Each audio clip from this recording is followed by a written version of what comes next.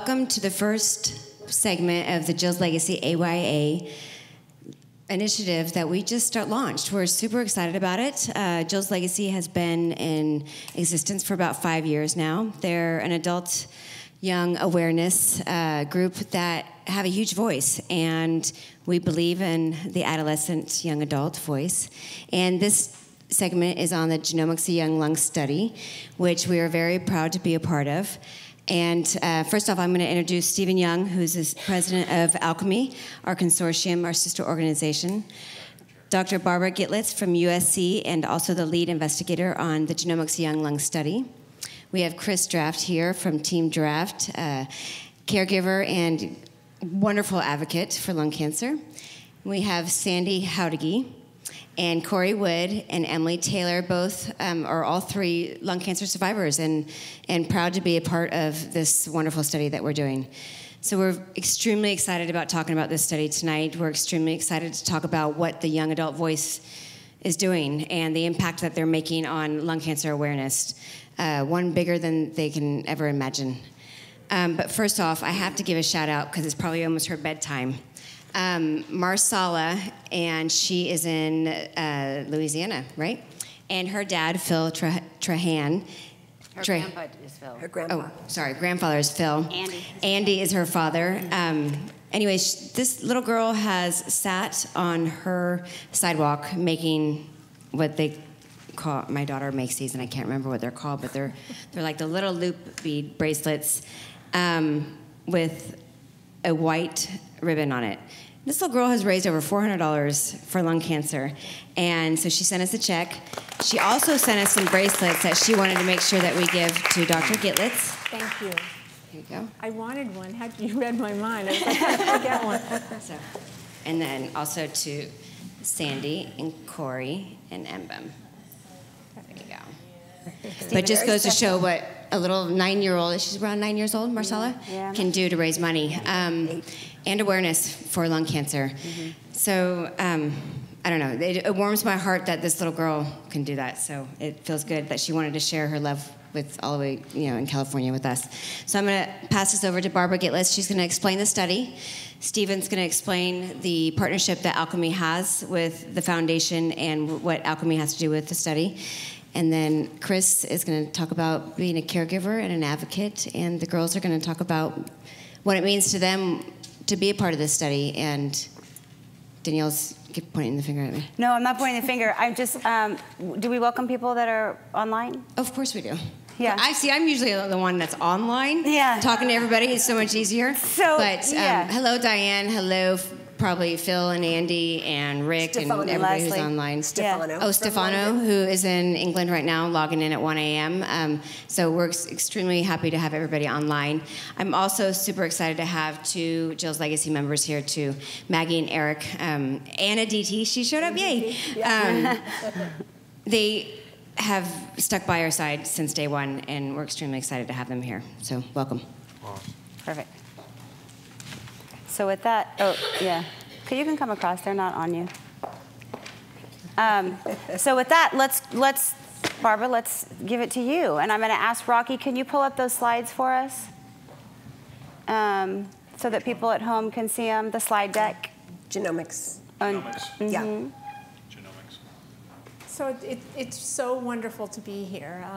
I'm such a big fan of the Addarios. I have to let you know that, Bonnie J. Addario is like a rock star at our lung cancer meetings. Everybody knows her, and she really has rock star status. So it's really wonderful to be here. Thanks for coming, Barbara. Thank you. It's just so wonderful to be talking about this innovative, just really wonderful clinical trial that is so well regarded throughout the lung cancer community. Genomics of young lung cancer. I'm here speaking behalf on a large team of people that are helping me out with this. I can't do it alone. Certainly the Addarios and Steve Young, my co-principal investigator, Jeff Oxnard at Dana-Farber. We have the generous support of Foundation medicine and scientific input with Deborah Morosini. Alicia Hunt, Sable Hunt, is a project manager, and just couldn't do this without her. We have research assistants like Stacy Mock at Dana-Farber and Gina C. and people at USC. It really is a group effort, and I believe that things trickle down from the top, and just this camaraderie and this interest to everybody to get together and speak to people and speak amongst ourselves and do what we need. It really comes down with the spirit from Bonnie, from above, directing all of this. So let's talk a little bit about this study and why we're doing that. If I can have the next slide, please.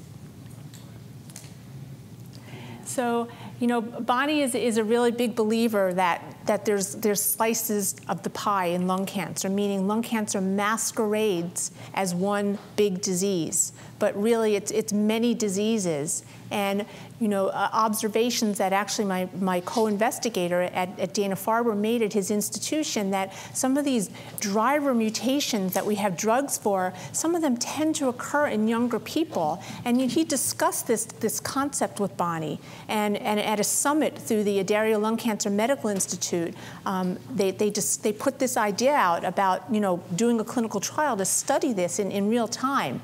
And I think Bonnie detected like this volcano of excitement that went off inside of me. It wasn't my idea, it wasn't my concept, but I was like, oh my God, this is like amazing.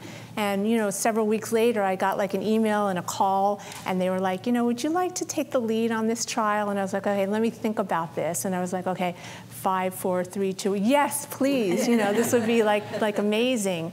And then all this collaboration that took place to get this trial going on. So if I can have my next slide. Again, this whole concept that there's different slices to the pie, that there's different populations of people that we must study so that we can better define their type of lung cancer, so we can get better treatments for them, that we can bring awareness. One of the big things with one slide back, please. One of the things with young lung cancer is bringing awareness. That's one of our big hopes, because one theme when I speak to all these young adults with lung cancer is that they were diagnosed, many of them, at so late in their disease, because they had brought themselves to medical attention so many times, and the doctors were just not even thinking. It wasn't even their remote imagination that these people can have lung cancer. So one thing that we hope to accomplish through this trial is awareness. The other is just to show that this is a distinct slice of the pie. This is a distinct this is a distinct type of lung cancer that's driven by genomics, that we can actually give them pills and drugs that can target their mutations. And we just hypothesize that this group is enriched for these mutations, and we're going to take a look prospectively, meaning other people have looked backwards and they've looked at lung cancer in young people, but no one has ever looked forward and looked at it in this modern time where we can get genomic sampling and look at what may be driving their cancer. Can I have my slide, please? Okay. So one thing that's really unique about this clinical trial is that we're not waiting for people to come to our doorstep. We have remote consenting. So there's actually a website that people can go to, and the Human Subjects Protection Committee at USC was very forward thinking, and they allowed us to have a remote consent that you can sign on a website, and you can agree to fill out a questionnaire to allow us to collect tissue and genomic information so that we can do this trial. This is very, very unique to have this website out there, so anyone in the whole country, really anyone in the world, can participate, and people can talk about it and pass it on and blog about it online. So that's very, very unique. Next slide, please. So a little bit about, what is our bar when we say that genomics of young lung cancer, that people less than age 40 have more of these driver mutations. What is our bar? So there was a study done by something called the Lung Cancer Mutational Consortium, and they looked at adenocarcinomas in anybody of any age, and they saw that the frequency of these driver mutations was about 35%. So we want to prove that we're going to blow that away in this young population, that we're going to be at least 50%. And what's more important, that they were able to direct these people, about 22% of them, for clinical trials directed at their mutation. We're going to completely blow that away and say we're going to get at least 50% of people directed to targeted therapy for their lung cancer. So that's, we want to help people in real time also. We don't want to just describe a disease. So Dr. Gitlitz, is there early, and everybody, please feel free to interrupt and ask questions as this goes on. We want this to be really interactive, yes, please. So nobody feel like they have to save their questions till the end. I feel like I'm talking a lot. Yeah. That's good. Is there anything that you're seeing early in the study and in the data that you're collecting that lends towards what you're talking about now? That we are meeting goals. I mean, it's very early. We don't have very many patients, but we are seeing what we thought. We are definitely seeing what we thought in terms of the number of people that harbor these driver mutations. And we are taking a deep look. One of the wonderful things about this study that I'll show you, can we go to the next slide? One of the unique things that we're looking at is that when people come into this trial, they can have whatever genomics were already done on their tissue. And if they don't have driver mutations, we can take a deeper look. We can get their tissue tested for even more genes that might be awry, that we can direct them to clinical trials. So it's important. What are the inclusion criteria? So we're looking for people that were diagnosed with lung cancer, primary lung cancer, less than age 40. And pretty much, if they have an adenocarcinoma or non-squamous, they have to come in with at least the standard of care genomics, which would be ALK and EGFR. And of course, if you're under the age of 18, we would need your parents to help to consent. We are also, on a case-by-case basis, if there are families that want to participate, and so we can collect information and tissue on people that have already passed. That would be helpful also. So there are definitely two cohorts of inclusion. I actually have a question with that right now. This is Eric Catherine from Jill's Legacy. What are the biggest obstacles that you run into in terms of gaining the opt-in or gaining the data or the samples of tissue that you need to collect to really have a broad spectrum that creates useful data? Yeah, I mean, that's a great question. Pretty much, people are very free. They want to volunteer. They want to give us their tissue, but sometimes there's not enough tissue left because they've only had small biopsies. So sometimes we want to do deeper genomic testing for them to direct them to clinical trials or drugs, and there's just not enough tissue to do that testing. So that's one of the major barriers. Is it out of the question then to go back in and access more tissue for purposes of testing like this? I mean, well, it really has to be done for the purposes of care for that person. Right. We're just collecting tissue that was done to direct people to care. So at some point, when they do get a biopsy to direct their care, we will get that tissue, hopefully, for our purposes. Can I ask a question on that? With changes in diagnostics now, it's actually allowing to have more sample for biopsies. Can you speak to how those changes, where there's even more of an opportunity in the first place to be able to do that, and then also the expense of testing? Mm-hmm. So if you can kind of go back a few years and really talk about, you were talking about deeper sequencing, but where was that cost for just EGFR and ALK a couple of years ago, and how has that changed to make it where now that this is even possible? Right. And with that, Barbara, what is the benefit to someone under 40 who is diagnosed and enrolling in this trial, right? Because of the cost. Can you go to the next slide, please? I think it has the arrow that explains the testing that's done. So we really had to, as lung cancer oncologists, speak to our pulmonologist and our our pulmonologist, our interventional 2 forward. Speak the one with the arrow. There we go. Okay. Speak to our radiologists, interventional radiologists and pulmonologists, and tell them that we need more than a little piece of tissue that a pathologist can say, oh, you have lung cancer, because we need to do this testing.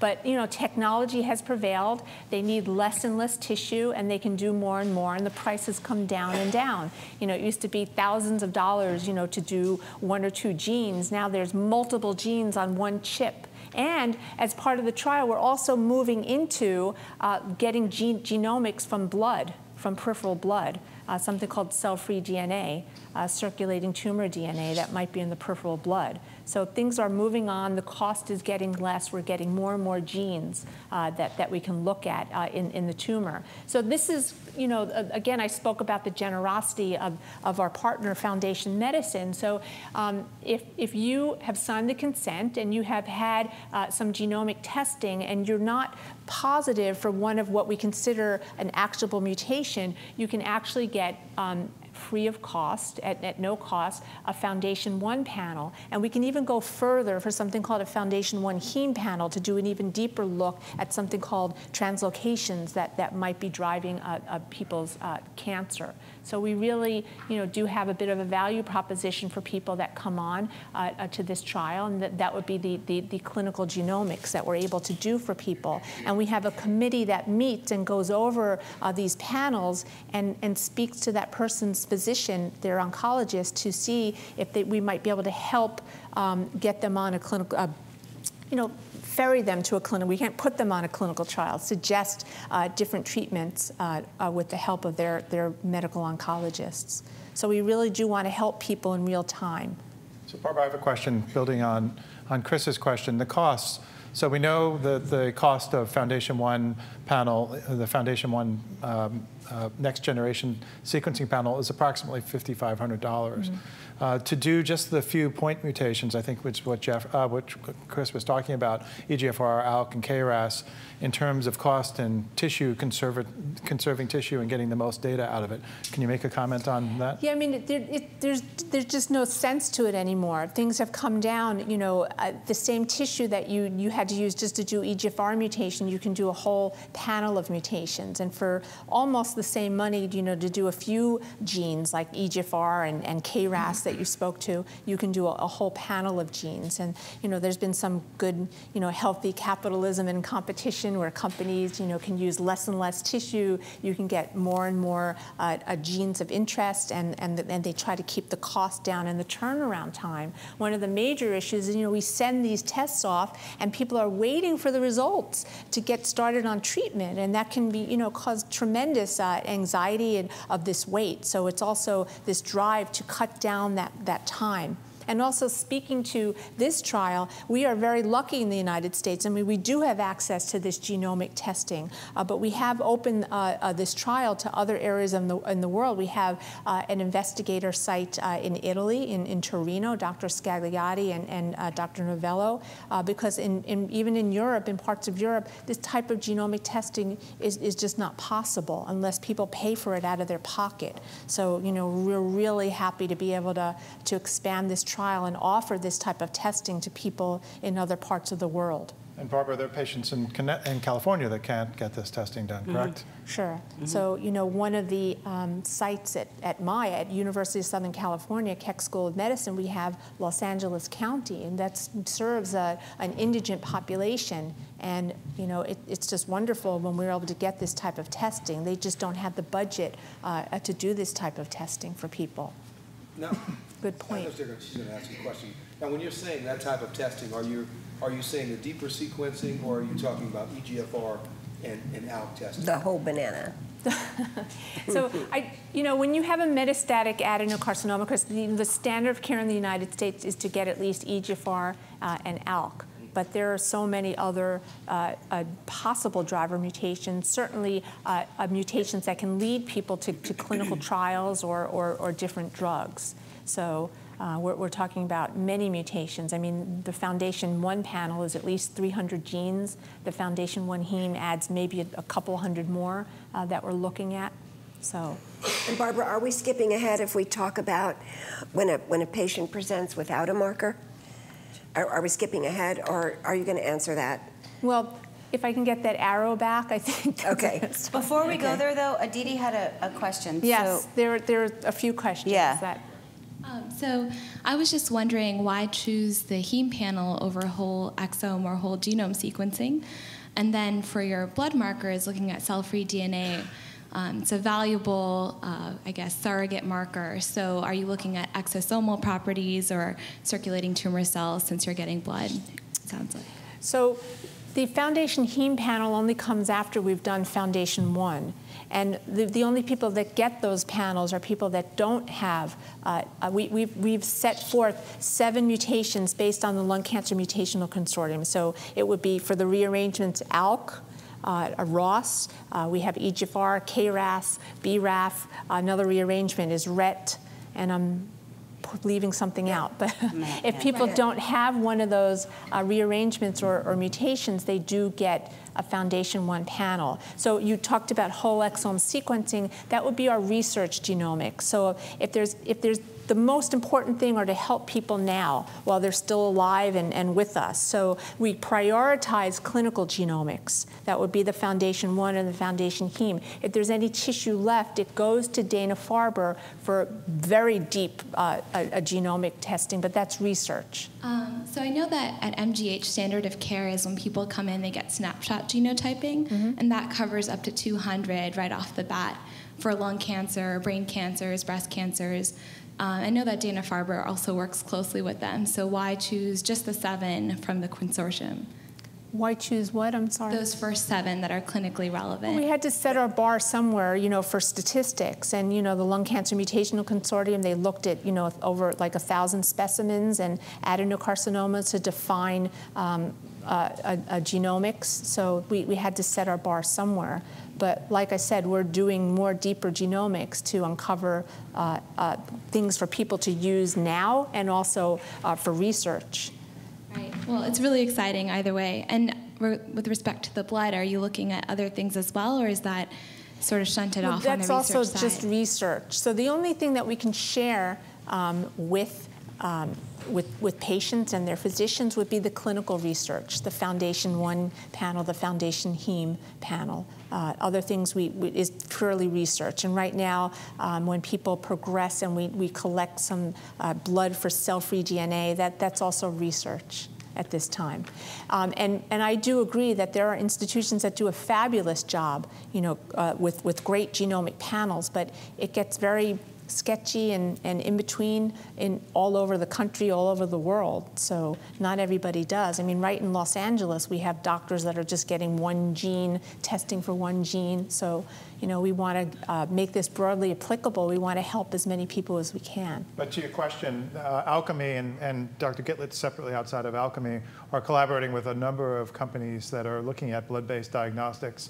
And in fact, ALCMI and Exosome Diagnostics just announced a collaboration, indeed looking at these blood-based markers that, particularly when tissue is not available. We're also in discussions with cell-free DNA and circulating tumor cells, adding that to our research panels. Great. Thank you so much. Please. Terry, can you grab a mic? Right here. Can you explain to me why the restriction of being diagnosed within 2 years?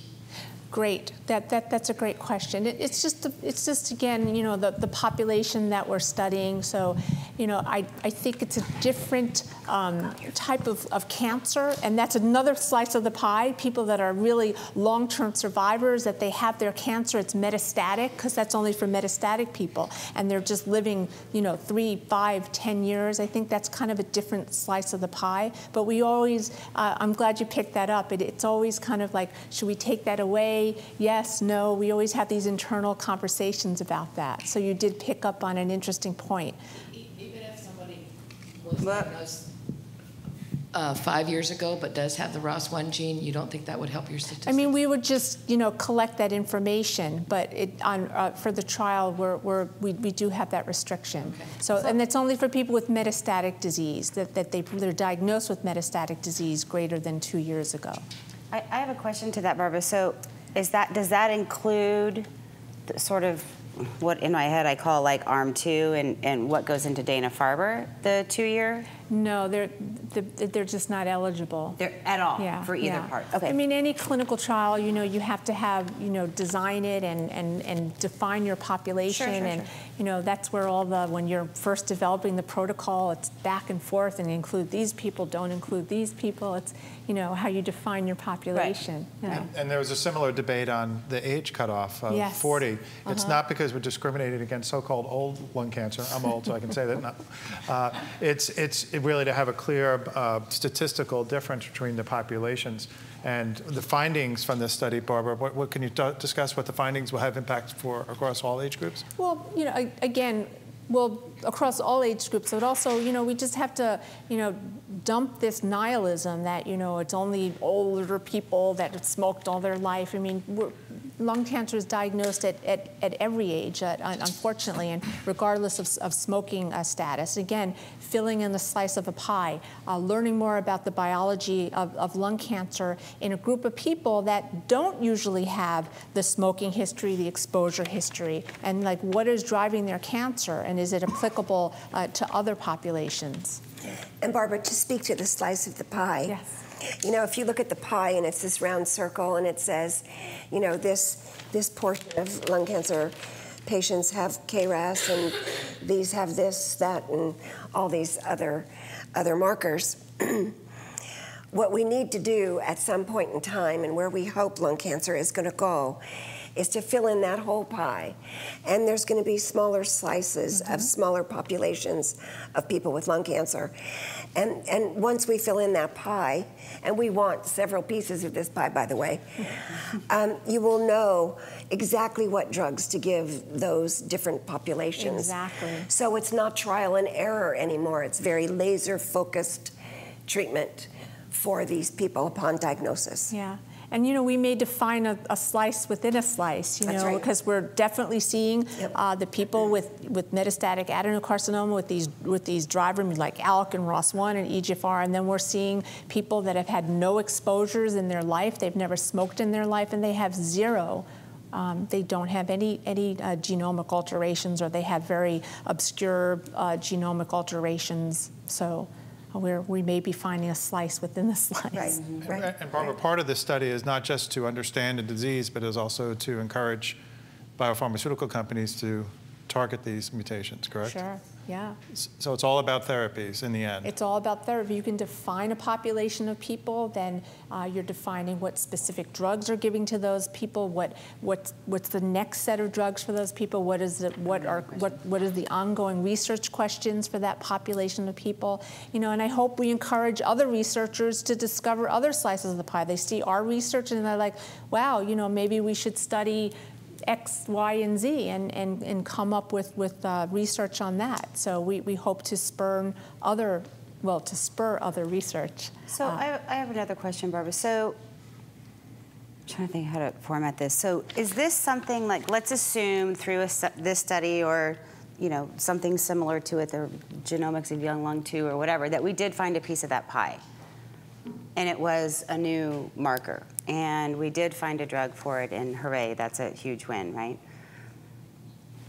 It wouldn't mean necessarily that the only people you would test for said found marker are patients diagnosed under the age of 40 with this specific thing, right? I mean, I'm comparing it to to EGFR and some of those earlier trials where it was like, well, because of what came out of those trials, we're only going to test Asian women because they're more likely to have it than anybody else. And then the more people you test, the more you're like, right?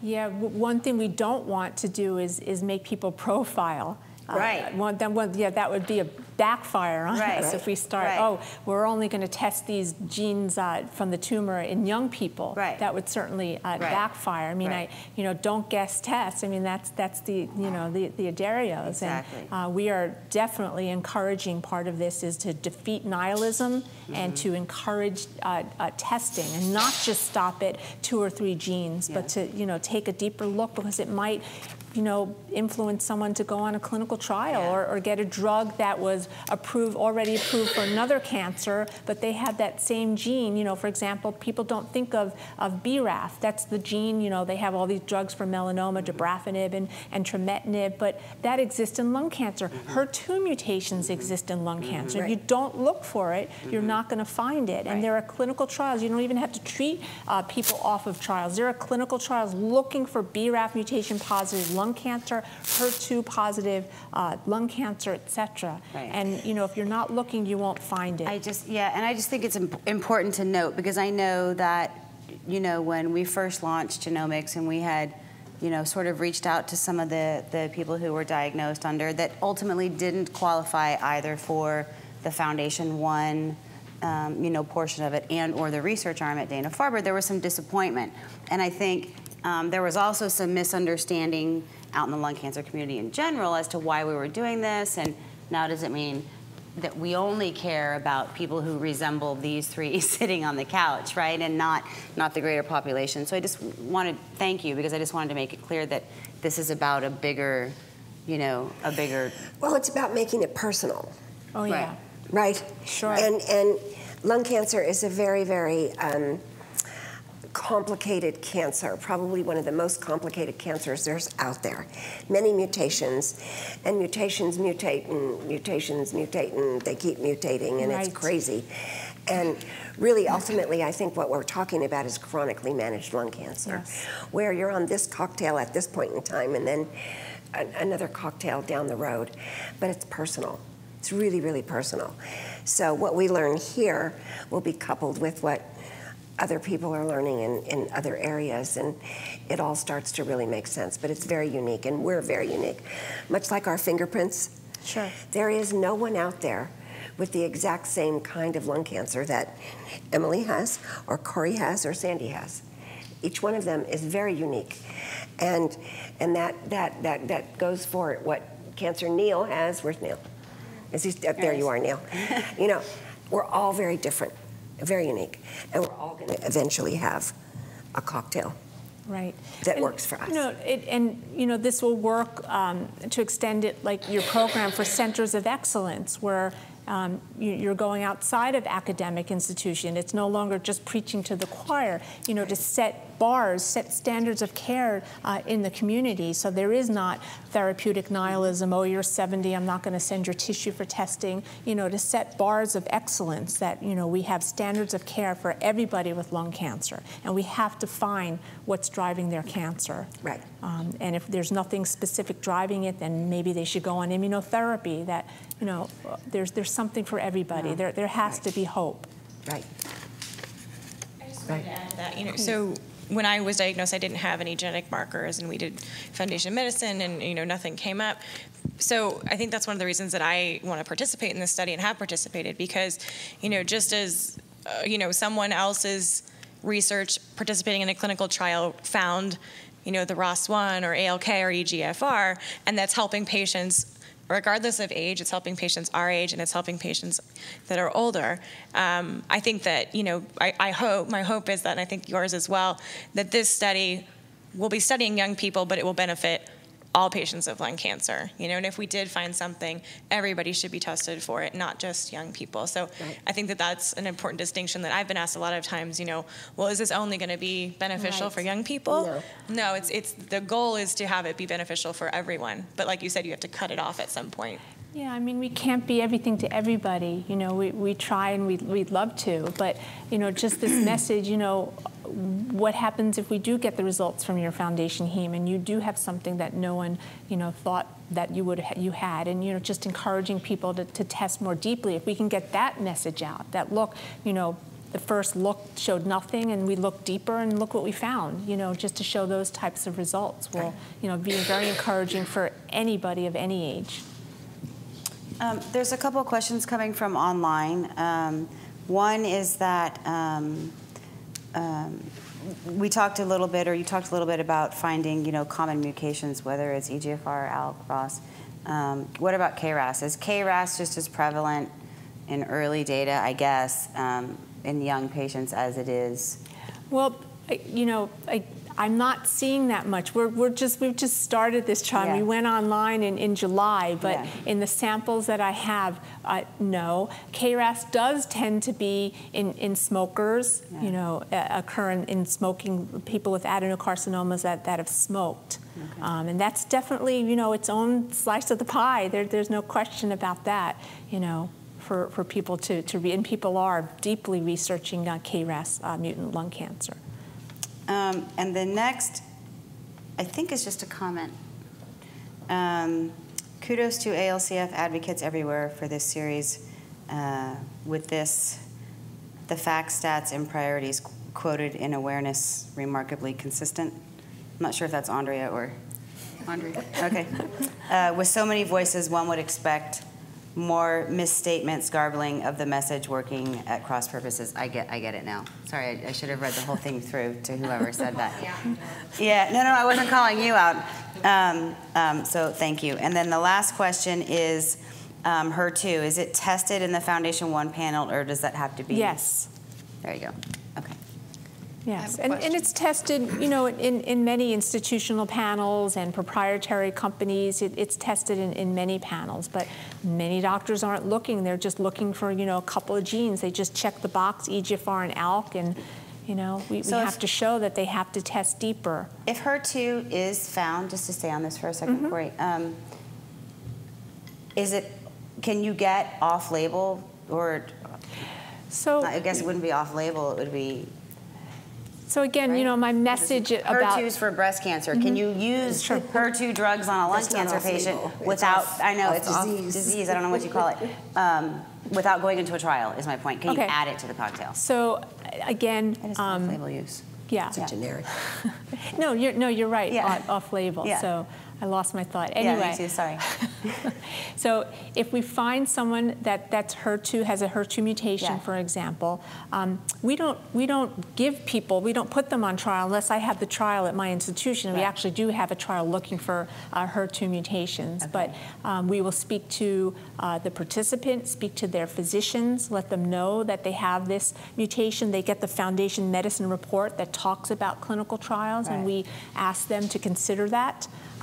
There are obviously drugs that inhibit signaling through HER2, and sometimes people, when they have these mutations, they can go to their insurance companies and get those drugs. They can. So we can only point sort of. Yes, exactly. Situation. We can only point this out and speak to them, and then we do a follow-up because we want to know if what we've found helped direct someone to a clinical trial or a treatment that wasn't thought of before. I mean, that's a victory. That's exactly what we want to find. Right. Okay. Sorry, Corey. That was my exact question. Oh. Was it the first line? Sorry. Okay.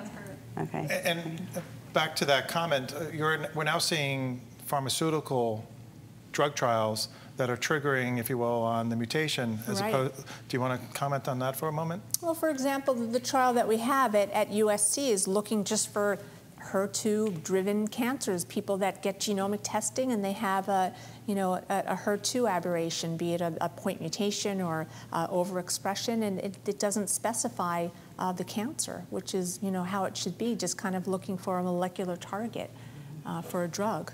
So the lay people in our two foundations talk about this all the time, that it's less of the disease, the tumor, where the tumor started from, than what's feeding the fire in that tumor. True, I mean, but it is important still. We're not quite there yet. I think it is important to know where the cancers came from, because maybe HER2, it showed up on the mutation panel, but it's not a driver of that person's cancer as it is in breast cancer. So we can't be doing, individual clinical trials for an N of 1. I mean, it's good, and it's also fraught with a little a difficulty. Can I ask a question?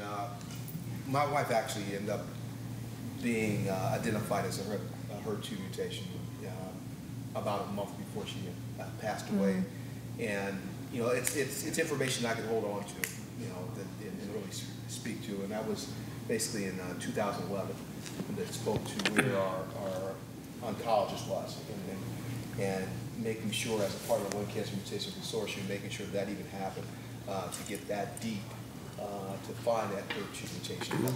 Can you speak to, this is a clinical trial, and how that really changes the perception of what a clinical trial is? Because you're not actually asking anyone to go on a different drug. I mean, that you're asking them to send in tissue and allow that to be analyzed. I mean, that's a clinical trial. How does that completely change what people are thinking about a clinical trial? The other thing is how, in terms of the hope for additional clinical trials, how does targeted therapies really allow us to have a lot more? So we're not actually, am I off?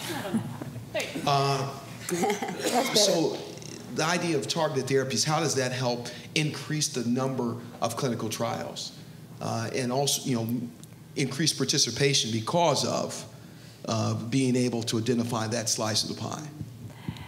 Yeah, that's a lot of questions, so let me think. Yeah, right. So, yeah, this is a different kind of clinical trial. It doesn't involve us giving a drug to people, and there's wonderful things when you have clinical trials of drugs and, first in human, et cetera, and there's wonderful things about what we're doing because we can reach out all around the world, through our website to collect this information. So there's pros and cons to everything. I wish I could, give a drug to every person that comes up with a mutation, but I don't have control of that. But we can try to direct their treatment. So, but Barbara, isn't it true that the tissues that are going to Dana-Farber and the Broad Institute as well, these are the people that don't have a marker? That research is going to lead to another trial. It could. And could be druggable. The tissue that goes to Broad is what's either people that have a marker and we're just sending it for research, or if there's any tissue left over after we do clinical genomics, meaning genomics that can benefit the person now in real time.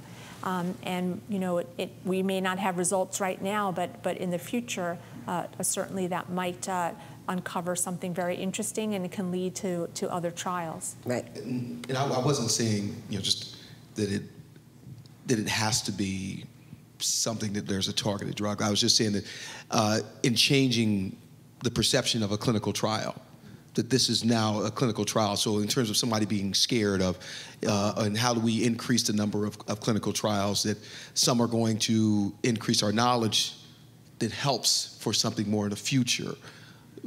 And so how does that help, again, in some of the enrollment, which we need more information to be able to get to that point where we can have more actual drugs that will work.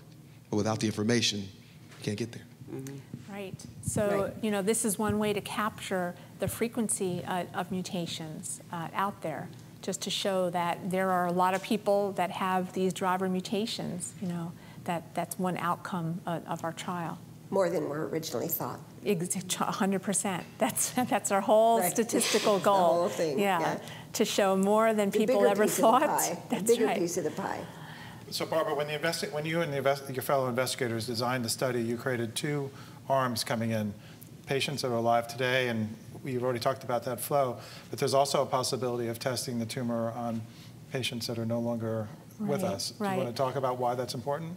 Well, it just feeds more tissue for research that goes specifically for research. Again, unfortunately, we wouldn't do a Foundation 1 panel or a Foundation 1 heme because we can't help people in real time. So that would just be purely research, and it really would add to the number of tissues we have to look at in this young population. Because by the time we use their tissue for all the clinical genomics, sometimes there's not any sample left to go for research genomics. So it would just be wonderful if we can get more tissue for research, and the beauty of the possibility of a family member wanting to contribute to research. So the genesis of this study, go ahead, Bonnie, you want to? The thing I was going to ask Barbara, at some point in time, are you going to talk about, a follow-up study that we're looking at? Yes, to discover I meant to. Why? What are the other common denominators in this group? We'll go back to that. Corey, did you, before we go off Hold topic? That thought. Before we move to the next, go ahead, Maggie.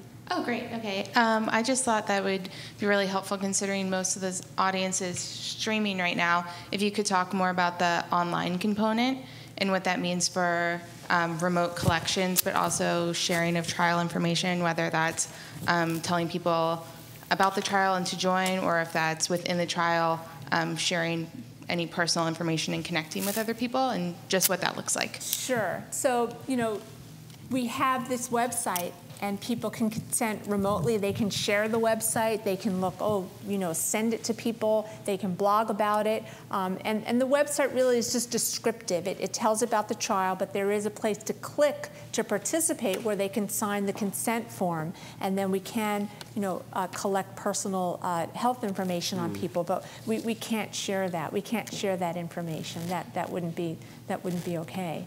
Rocky, could you pull up the slide that has the Dr. Gitlitz's picture, please? Yes, please. Yeah, that's the website. And while you're doing so, just to explain why I put the laptop up here, it's back to Maggie's question on where the remote aspect of this study is critical because it's enabled patients to participate regardless of where they live. I don't know if you want us to talk about that for a moment. Yeah. Well, I sort of did, but yeah, I mean, we have this website. People can click and sign the form consent electronically. We have an electronic database. Everything is like with a click. It's all electronic. We can route tissue, whether it goes to Foundation, whether it goes to Dana-Farber. All the questionnaires, everything is electronic. It's a really wonderful medium. And this is the website. As you can see, that's my picture, and that's Jeff Oxnard, my co-principal investigator. It talks about the study objectives. You just click on those kind of purplish red, and at the bottom, how to participate brings you to the actual informed consent. And it's just an incredible way to do a clinical trial. You can't do every kind of clinical trial like this, like give people drugs, but to be able to consent people, get questionnaires, reach out to them. They can reach out to other people. It's been fabulous. I don't know how to describe it any better. And they're just zooming in on the laptop. I don't know if you can try that again. I know it's hard. About 75% of the patients participating in the study are what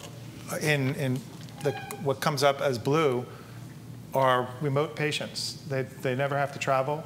They consent online. They can have their specimens shipped automatically through the data system, and then Dr. Gitlitz's team follows up with them. So if all those blue dots are patients that never had to go anywhere.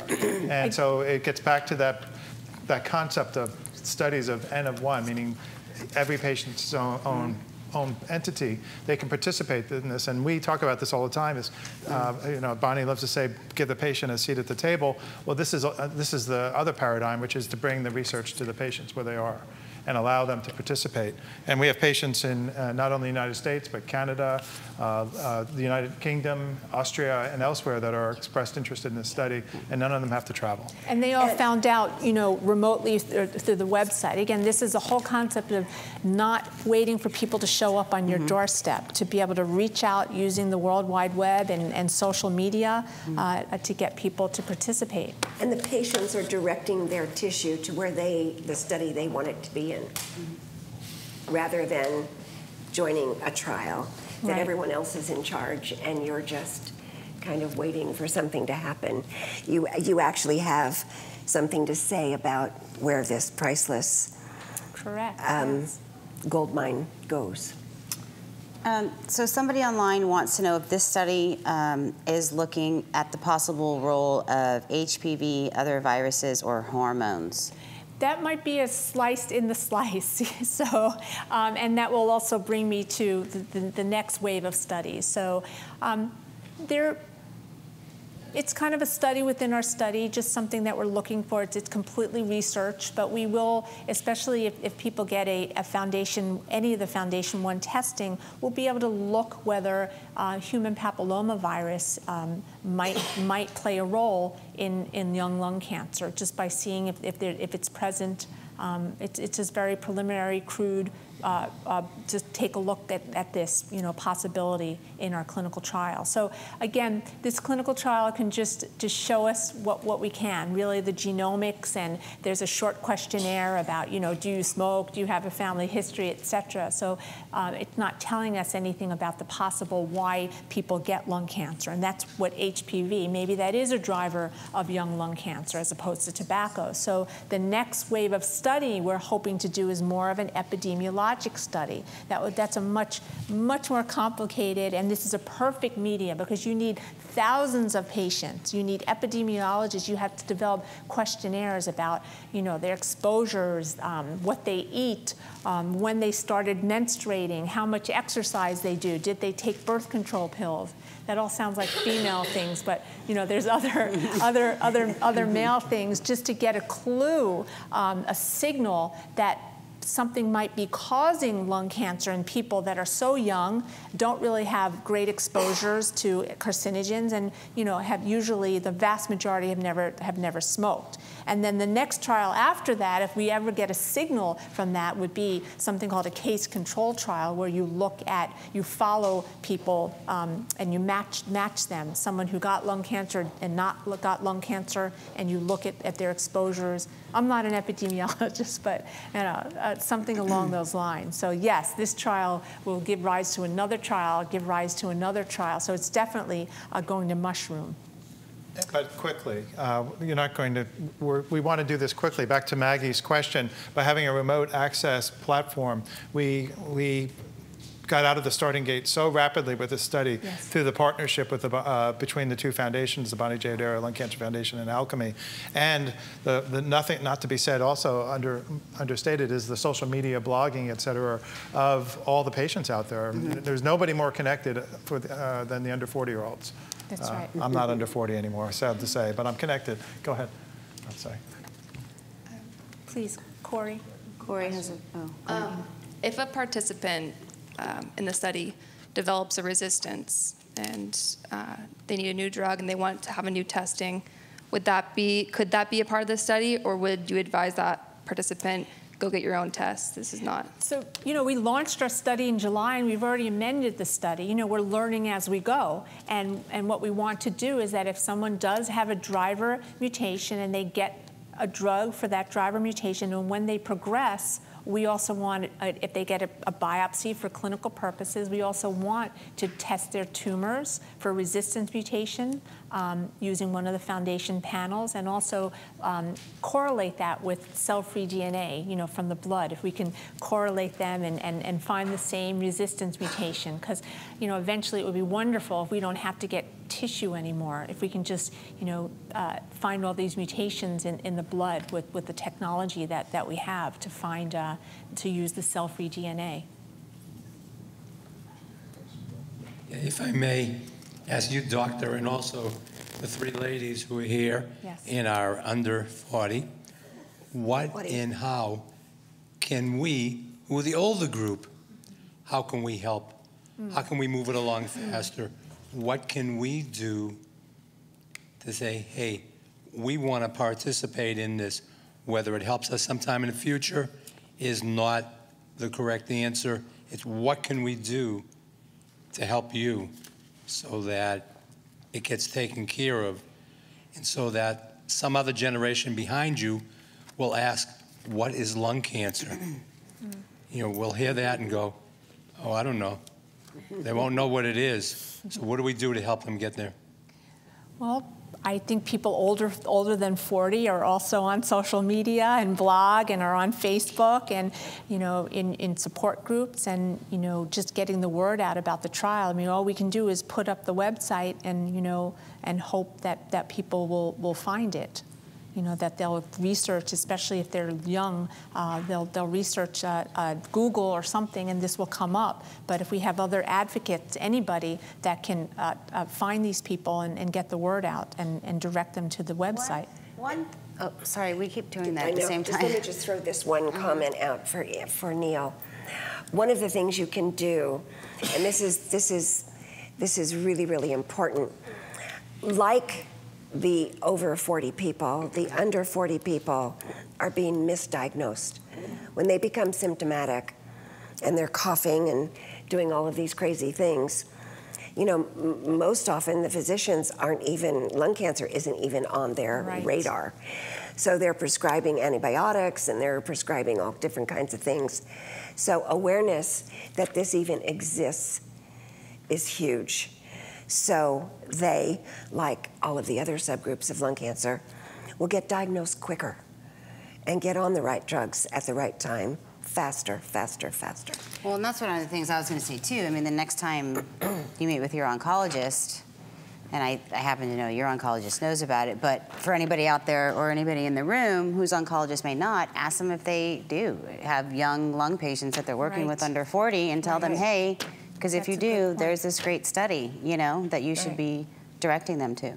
Yeah, Bonnie, speaking to that was my first statement, you know, if we can just bring awareness, because I speak to everybody that enrolls on this trial, either through USC or Earth for the Web, and it's just a common thread. Everyone tells me how no one suspected that they had lung cancer. They had been going to seek medical care for months, sometimes more than a year before they were diagnosed with lung cancer. I don't know if that's the biology that's part of young lung cancer, that it presents at very advanced stages, or it's just a matter of people not catching it early enough because no one in their, they just don't ever believe that someone in their 20s can have lung cancer. And I think that goes for people over 20, 30, 40, even 52. And it's one of the comments from online, like, how do we get this kind of information, you know, we talk about it all the time, down into the GP, PCP, you know, your primary care doc, so that they aren't saying, oh, it's asthma, it's allergies, it's, you know, acid reflux, right? You know what I mean? Or just that nihilism. It's like, you know, if you don't smoke a pack a day, no one suspects that you can have lung cancer. You know. I was going to ask you something about that, because I know it's taken a long time for early detection. I mean, you had to fit a certain criteria. You had to smoke X number of years. You had to be a certain age. So I'm hopeful that your study will also make the criteria so that doctors will feel that they can test for early detection, not just for us old folk. That, you know, Yeah, there are very stringent screening guidelines right now, and I hope that the research that they do may broaden it. There's a lot of research to be done with lung cancer screening. I hear you, yeah. I have a question about use of words, terminology. And you're using the words clinical trial and clinical study pretty much synonymously. Yes. And they do have different connotations in the mind of the public, I think. And I think that was what, Chris, you were talking about. Because they do really have different connotations to them. But I'll just put that out there. But the other question I have is, when you enroll young people and you test them, and let's say they have siblings or they have children, are you getting questions from them? Well, what should my sibling do? What should I have? Is there something that should be done for my child? Yeah, you know, very, very little is known about. So when we talk about mutations in this trial, we're talking about the tumor. We're talking about genomics. We're talking about these missense mutations, things that happen during life to like one cell that eventually gives rise to lung cancer. We're not talking about inheritance. I know that in a little while, Jeff Oxnard is going to be talking about a trial called Inherit, where he's actually looking at a possible clue to a gene that might underlie inherited lung cancer, a de novo, meaning T790M. T790M is usually a resistance mutation that people get when they have EGFR mutations. They get treated, and the cells become resistant. But some people present right off the bat with T790M mutations, and that might be a clue to heritable lung cancer. So I look forward to his living room. Right. Okay. Thank you. Thank you. Someone or Andre, did you want to go next, and then I'll go to the online? Go ahead. No, I personally wanted to comment to Neil's question to the girls, you know, of what the older, you know, lung cancer population can do. From an advocate and from somebody who works, you know, advocating lung cancer every day, we need the older generation to continue being advocates. Right. They don't talk every day, and I get it, because there's days where I don't want to talk about lung cancer and I don't even have it. But I mean, but we need you guys to continue to be advocates. It's the younger generation that aren't showing any bias. They're, you know, I'm sure they have the same, you know, days where they don't want to talk about it, but they're continuing to do and talk about it every day and educate people. And I think, you know, there's a huge full circle of what needs to happen. But that comment about, you know, just when you see your oncologist, to ask them if they have people less than age 40 that have lung cancer, that would be incredible. Right. Yeah, who I think it was Bonnie. Thank you. I didn't think of that. And to what Andrea said, you know, the bottom line here is anyone can get lung cancer. Anyone. And you know, you can get lung cancer if you're 20, you can get lung cancer if you're 60. And if we can get that message out and awareness, to your point, Neil, then the physicians that are treating these people when they come in symptomatic are going to say, well, you know, anyone can get lung cancer, and this person's been coughing for 6 weeks. I need to give them a CT scan. Yeah. Period. End of report. Everybody that's coughing for a long time. And that's not what's happening. Right. People are going months and years being not diagnosed. Yes. So, sorry, can I do the online one really quick? So it's John, who's 42 and has spoken with Dr. Gitlitz. He has a BRAF mutation. And apparently he couldn't, I don't know if there was a chat situation, so he called the office. But his question is, why just do a mono agent and why not more than inhibitors or more than one inhibitor? Sure. Well, the trial that I have for people that have the BRAF, the common, the V600E mutation, is 2 drugs, just like melanoma. Yeah. It's the BRAF inhibitor and the MEK inhibitor. Absolutely, yes. Go ahead. So to answer Neil's question about what everyone can do, let's forget about age, but just what anyone can do. I think, and part of what we're all doing up here is sharing our stories and making our lives and our stories available to everyone out there. And I think the best thing you can do is to continue to forward that story on. And I think, you know, as an example, I think, you know, Jill's legacy and Jill's story, really, someone telling me about that saved my life. I had never thought that I would be diagnosed, right? You know, 28 years old, healthy, never smoker, and thought that only smokers who were old people got lung cancer. Sorry, older people. But, you know, just a friend who had heard about Jill's legacy through a friend happened to mention it to me and share her story, and it impacted me so much that literally 4 months later, when I started exhibiting symptoms, it caused me to go into the doctor and get a chest x-ray and push for that, when most of my doctors were not saying that that was something I should be doing.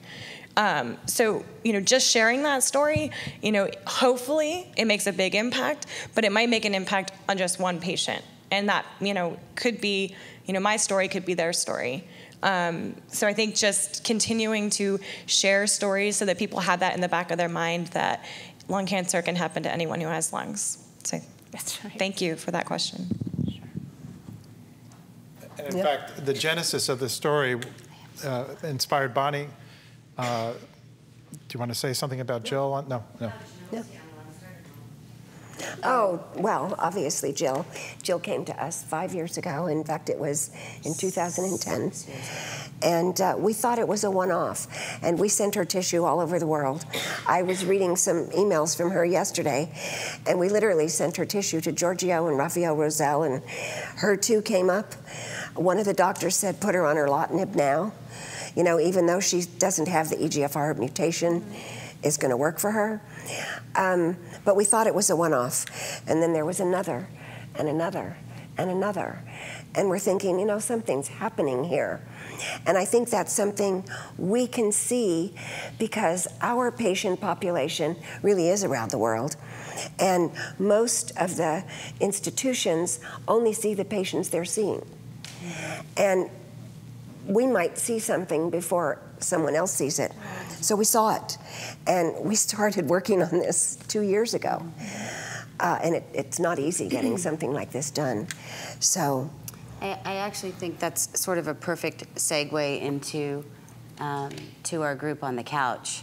And we'll continue to talk about the study as we're doing this because it's going to be part of it. So please, again, feel free to ask questions of Dr. Gitlitz, Stephen, or any of these fine young ladies and gentlemen sitting up here. But I want to start, well, let's start with Em. And you already kind of told a little bit of your story and how Jill was literally the reason you were diagnosed and how you hadn't heard that story. But tell us a little bit about your journey, and we'll kind of start there, and then I'll dive into questions. you know. So I was diagnosed 2.5 years ago with stage 4 adenocarcinoma non-small cell. I had a tumor in my right lung, in the upper right lung, that had spread to the pleura and the mediastinal lymph nodes. You know, I didn't have a genetic mutation, as I mentioned, which was scary. But one of the things that I wanted to kind of mention was, you know, we mentioned the waiting period between when you send your tissue out to when you can start treatment. Yes, it's a scary time, but I think one of the things that I wanted to kind of talk about with young people is that, you know, fertility preservation, something that we happened upon. Thankfully, we have some good researchers in our family. And, you know, as a young female, I was newly married and we wanted a family someday. And in that period of waiting for my genomic sequencing to come back, you know, we were able to thankfully do fertility preservation, and we have, you know, 9 embryos now that we can hopefully use someday. So I think that that's an important thing too. So if you ever know someone who's a young female or male, I'm assuming the same would be true. You mention that. Don't forget to let them know that they should look into it, you know, depending on what they would want.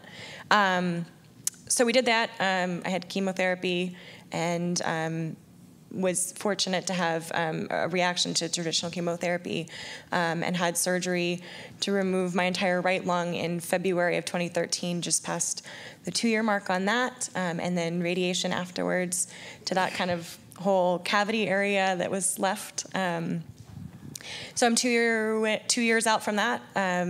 I'm, you know, trying to expand the left lung that I have and continue to survive and thrive and spread the message that, you know, anyone can get this, and let's try to get some answers. And I think using this study, you know, studying young people to try to find answers and unlock answers for everyone and just find that missing puzzle piece, I think is so important. And I'm proud and honored to be part of it. So. And Emily drove her treatment. She decided early on, much like Neil, the whole family. She decided early on what she wanted, and she wasn't stopping until she had surgery. And I don't want anybody out there online thinking that they all will qualify for surgery, because not everybody will. But my point is, advocate, get second opinions, get third opinions. Don't stop until you're hearing that there's a solution for you. Second that.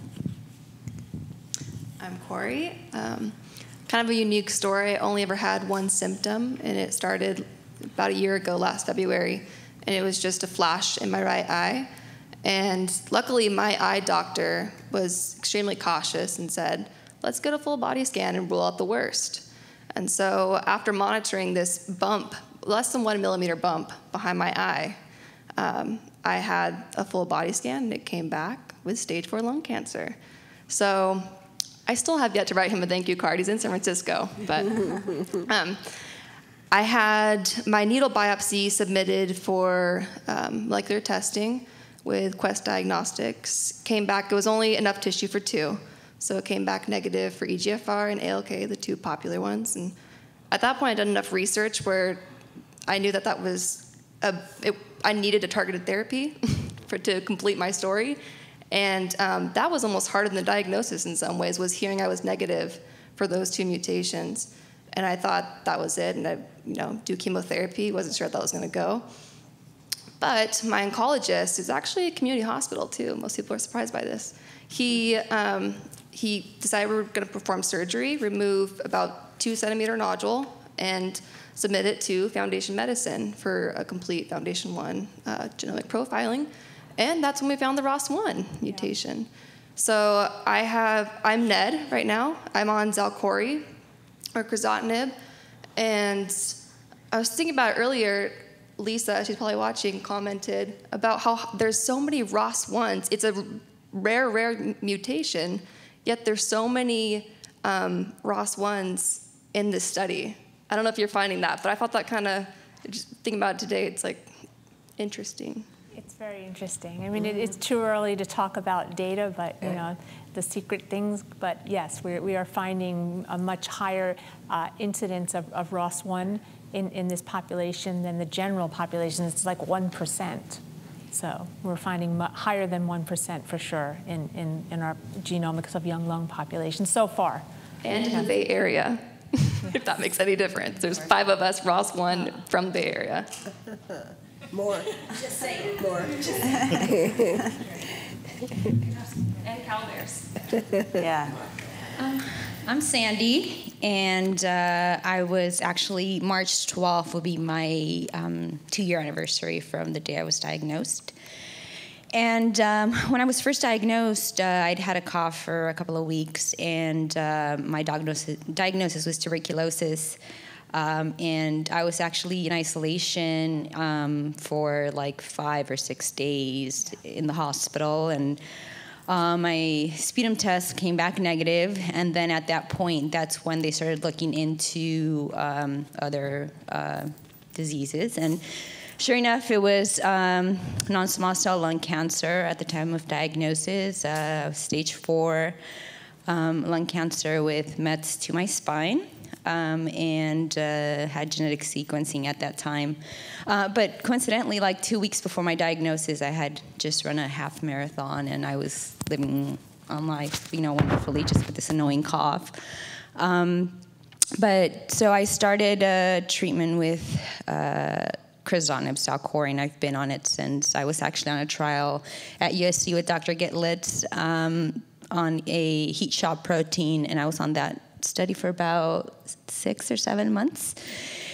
And it was a trial to extend the effects of crizotinib. With some of these targeted therapies, there's resistance that arises after short periods of times. But for me, I think the trial really helped because it's going to be 2 years. I did have some progression in between. In September, we discovered a few brain mets, but I just had gamma knife radiation, and that took care of that. And I'm still on crizotinib now. They make it sound so simple, don't they? Yeah. Really. Right? All right. Oh, I'm ALK. Yeah, but I do have to say that it's, and I think it's a consensus here that through the research that we've done independently, though we've been blessed with great advocates like Bonnie and Dr. Gitlitz, ultimately I think it's patient responsibility, and it's up to you to do all the research and to find out what's available for you and what's going to work for you ultimately. I'm lucky that my husband is great, and he does most of the research for me and then gives me options, puts a menu of options together for me. But that, like I said, just doing your own research and being ultimately your #1 advocate is what's helped. A comment from online, and then we're going to go to Chris to hear his story. It took 4 months for my husband, who's 33, to be diagnosed. Spent 10 days in the hospital with blood clots in both legs and lungs. They begged their doctor to check for lung cancer, but no one would because they didn't fit to the criteria, and they're determined to spread the word. So just sort of a... And they even knew about it. Yeah. Yeah, they said... They knew to ask. Yeah. I mean, most people don't. Yeah. Crazy.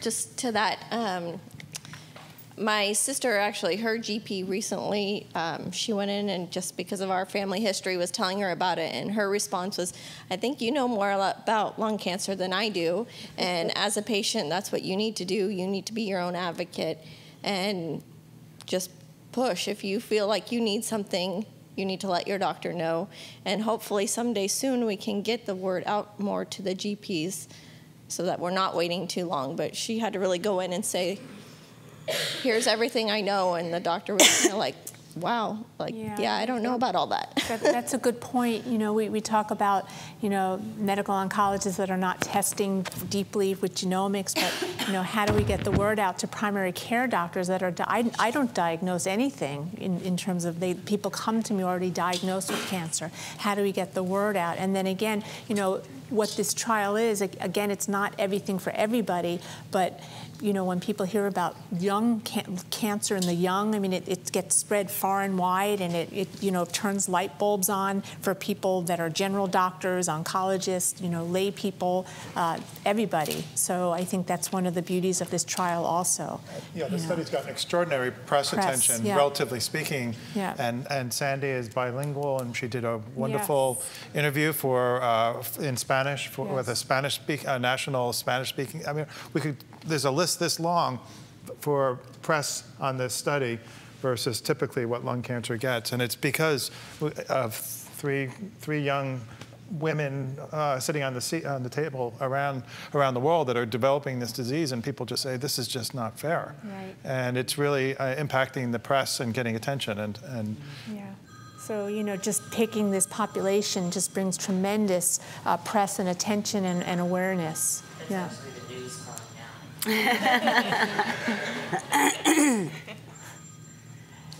Chris, tell us how lung cancer entered your life. You know, how did lung cancer, so I don't have lung cancer, so I'm speaking from a caregiver perspective. My late wife, Keisha, was diagnosed in December of 2010. So I was finished up playing in NFL, and was at home. We had a Thanksgiving together, and right before Christmas, you know, so prior to that, she was trying to wear me out doing P90X and challenged me to do a 10K. So to really understand what kind of shape she was in, just like Sandy had said, she did a half marathon right before being diagnosed, which is just absolutely amazing. Yeah, basically, Keisha was trying to wear me out with P90X and get me to run a 10K with her, and she had a little shortness of breath. And it's important to know she had a great relationship with her primary care doc and really a great understanding of her body. So she went right in, spoke right to her primary care physician, and then because of that great relationship, he said, you know, it doesn't seem like it's that bad, but let's get a chest X-ray. And I think, you know, unfortunately that story is not so common that you know people almost have to grab and choke out somebody to get that done. But I think that's as important as anything as we're talking about what can we do and moving forward is build that relationship with your primary care doc. So if they can tell that there's something is wrong, that they're potentially do something else. So really having that relationship. She had the chest X-ray, and the chest X-ray came back that she had a mass in her left lung, and it was right before Christmas of 2010. We got the biopsy right after Christmas and confirmed that it was lung cancer. You know, at that point, you start to understand staging a little bit more, and then you're hopeful that it's not stage 4. Unfortunately, it was stage 4, and you know, we had a great primary care doc down at, great primary care doc, and then a great oncologist that really, right from the beginning, tested her for EGFR and ALK, and one of the reasons why I know that there's hope. I mean, we've I'm talking about my wife's story, but you know that there's hope is that she was tested for EGFR and ALK before crizotinib, the drug that's the ALK drug, was even approved, and so our doc did EGFR and ALK, and then as I said down the line, ended up finding out she had a HER2 mutation, but she was on standard chemo, and you know, unfortunately, it doesn't always work, you know. But throughout that, man, she just was tremendous in her battle, man. She was tremendous in really finding a way that each day really meant something, finding a way to smile and grab a hold of life throughout that process. And I guess I was just blessed. I was blessed to, people ask me, they said, do you miss playing football? And it's such a hard question because they're not even, when they ask it, they're not always thinking about life. So they asked me, do I miss playing football? And I'm like, well, I know you're asking, but I was home when my wife got diagnosed with cancer. I mean, what? Do I miss playing football? Heck no. That's where I was blessed to be there. And I was blessed to walk that journey with her for that year. And blessed to be with her when she said, hey, when we got married, said, hey, how about we don't get presents? How about we fight against lung cancer? I said, yeah, let's do it. Let's do it. So. Thanks, Chris.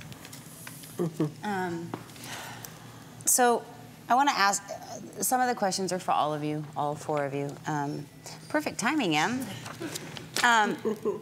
And I'm just curious, thinking back prior to your diagnosis and prior to Keisha being diagnosed, was lung cancer something you worried about or even thought about prior to being diagnosed? No, not at all. I mean, like I said, I was really active.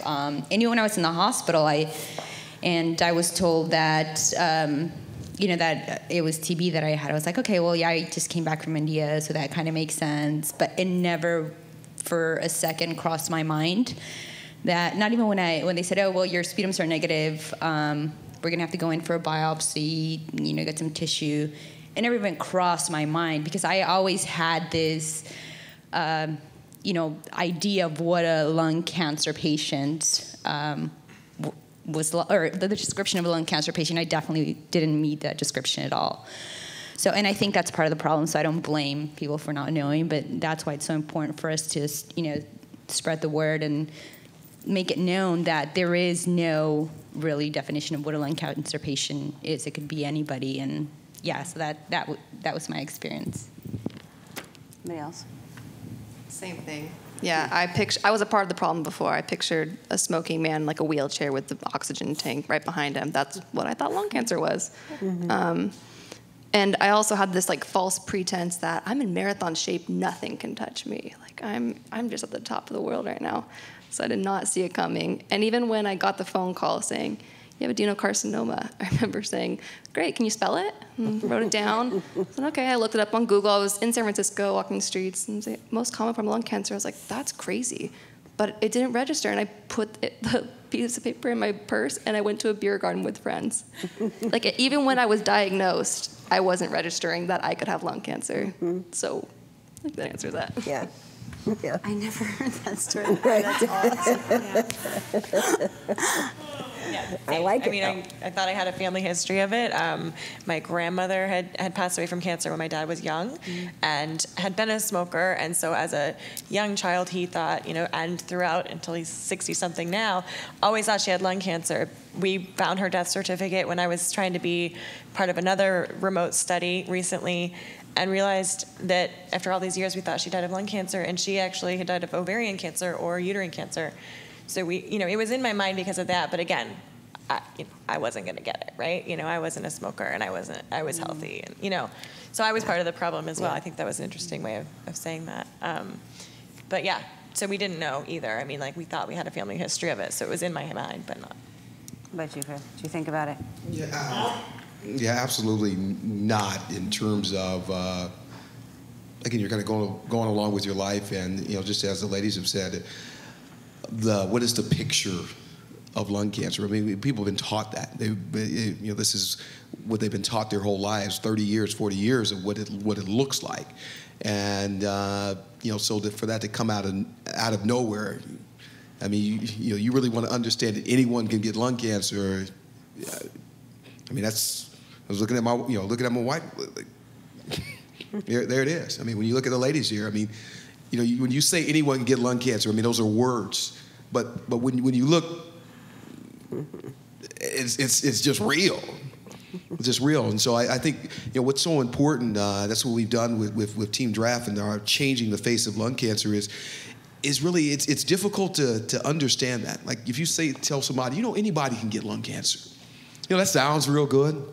Anyone can get lung cancer, but until you really see it, until you see people, I don't think it really does sink in how really anyone can. I mean, I have to say that I could.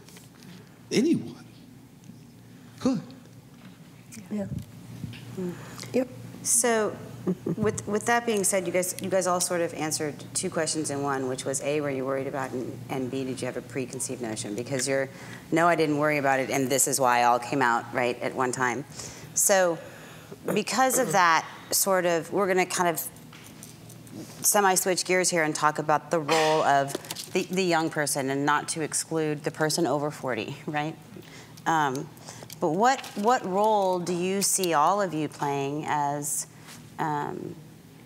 survivors and caregivers in not being part of the problem as Corey put it, how do we get other people to not be part of the problem? What do you guys? This is free for all, so just grab a mic. Whoever wants to talk. I think just by talking about it, by participating in trials such as the Genomics of Young Lung, and making yourself available for research so that as younger patients or even older patients get diagnosed, so that you're part of the solution that way, contributing to science, as well as sharing our stories, and again, making people know or making people aware that it can happen to anybody. Yeah, I think also that I want to thank the three of you for being here, and I do think it's incumbent on those of us who feel comfortable in speaking and who have a voice, because a lot of people don't have a voice. And as I've said before, I think in this venue, that you don't get a personality transplant when you have cancer, and if you didn't speak out before, you're probably not going to now be speaking out. But if you're one of the people that have it, and especially if you're a young person, it's incumbent on you, no matter what your age, to put the face with the disease. And so thank you very much for doing that. And for Bonnie as well, giving us the venue to do it in. Well, it's actually quite interesting because prior to my diagnosis, I was quite shy and didn't really speak very much. I know, I'm surprised that you didn't. I'm going, oh my God, that's Sandy. Yeah, and when we first met her, grabbing the mic. and now I just feel. Clinical trial. And now I feel like I have nothing to lose, really. Cancer has obviously been the most devastating thing that's ever happened to me and that I've been through, but I also feel like it's empowered me to do things that I never thought myself to do, because I feel like I've been given a second chance, especially with all the research and all the health advancements. I kind of feel like I did when I was going to run that half marathon, as Corey said, unstoppable, because I feel like I have all these tools and resources to do things, but I'm able to reevaluate things the way I did them before, and now know that I really have nothing to lose. So, in a weird way, it's kind of helped me. What do you think the young voice brings to the table that maybe an older voice doesn't? Anything? I kind of think about it like the whole AIDS thing and the Ryan White. It took a young kid getting diagnosed with AIDS for people to really change their mind and feel like it was something that could affect them. And I think that's part of the reason that when you hear about lung cancer, it's just easier to turn it off and say it can't affect me. And I think that that's the root of the apathy that most people have towards lung cancer. But really again, spreading our stories and spreading the stories of people that are young that have this, I think that can be the impetus for a change. And I'm not saying that we don't care about people that are older, but I think maybe there just needs to be a snap in the way that people see this, and maybe that will happen with the face of lung cancer changing and being something like a young person, sort of like the Ryan White thing. And to that point, I don't know if we introduced Maggie and Eric and Aditi. I think Aditi had to leave, but they're also very young people. I know Maggie and Eric were connected with Jill. Aditi lost her aunt to lung cancer. So you don't necessarily have to have lung cancer to be young with a voice to make great change. You can. You can help Neil and everybody else in this room, and that's dialed in, and regardless of how old they are or how young they are, because you have very powerful voices. Penelope, you too. Well, and I think they're powerful in a different way, right? Exactly. I think that there's equal power in voices from each generation, but there's the younger generation. It's sort of, I think about it, and you think about and especially when you think about Berkeley, right? They're the ones that are out there and they're marching on the streets, or they're running naked around, Columbus, around the square in North Beach, right? They're doing it. I've seen it, and you're just like, what are they doing, right? Because Yeah, no, with lung cancer, but maybe that's something that needs to happen. I'm not throwing out any suggestions. I'm just saying, and wear signs on your back or just paint your bodies. I don't know, but you know what I mean. They're the ones more likely to kind of step out of that comfort zone. Whereas somebody, as they get older, they sort of set in their ways and their thought processes on how things should be done, right? Historically, this has worked for me and my generation, so this is where we're going to go with it. And when the younger generation tends to be sort of that more in your face, outside of the box, like, no judgment, right? And listen to me. So. And social media, you know, you're more, the younger generation is more likely to stay up till midnight, you know, on social media doing, you know, whatever than I certainly am.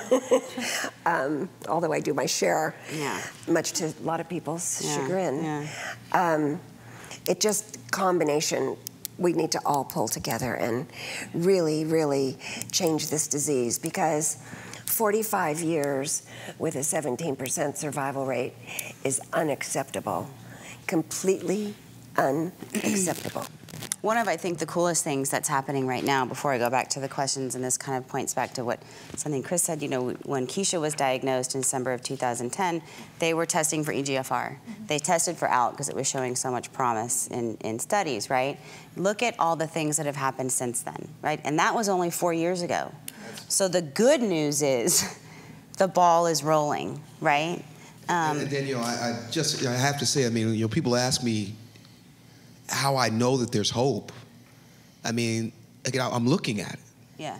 All right, this is what I'm doing. I'm looking at it, and I, you know, I know where that was at.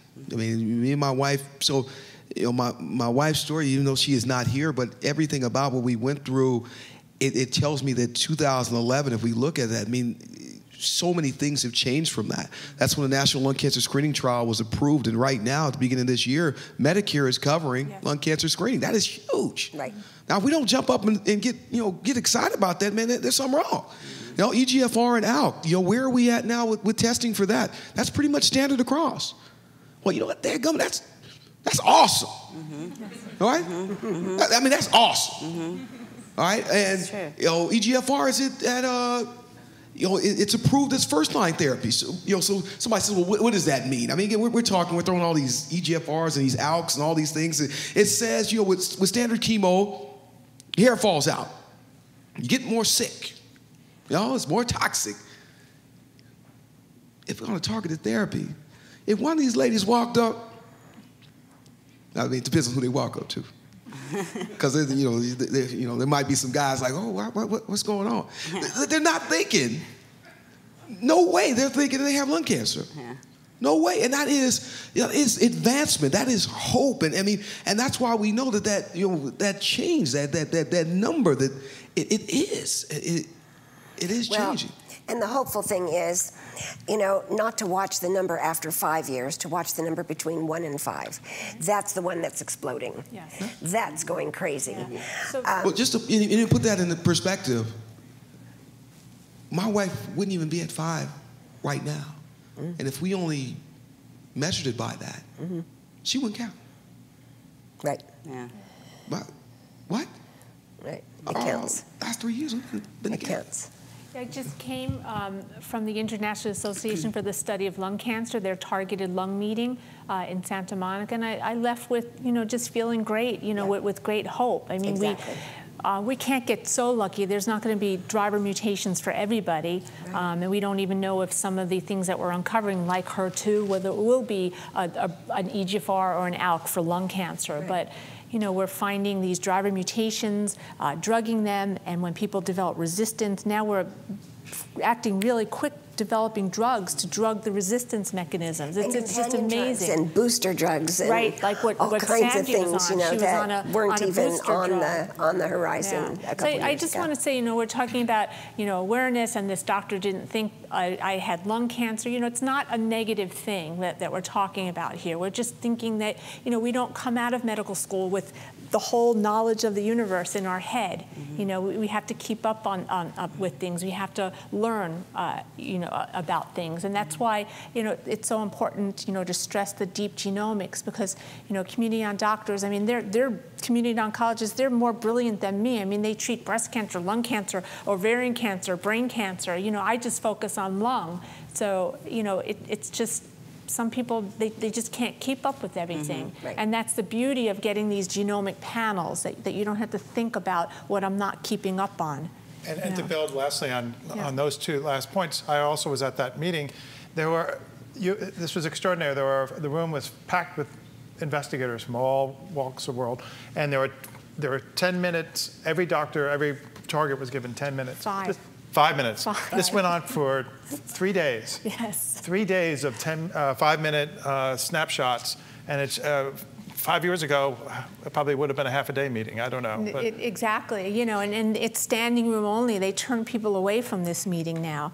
You know, a couple of years ago, you know, they could barely fill the room. I mean, things are just exploding. And you're right, it's that in between 5 years. I mean, 5 years is wonderful and cure for people, especially with metastatic. But, you know, when I was a fellow, it was Marcus Welby, you know, you have 6 months to live. You know, we're talking about the last 10, 15 years. Then we developed better chemo, and that was 8 to 10 months. And now the median survival, then it was 12 months. Now, with people with these targets, it's like 2 years plus, you know, so it's exploding. It really is, yeah. And information is power. But I also think, and we were talking about this a little bit earlier, and all of these beautiful women involved in this this study.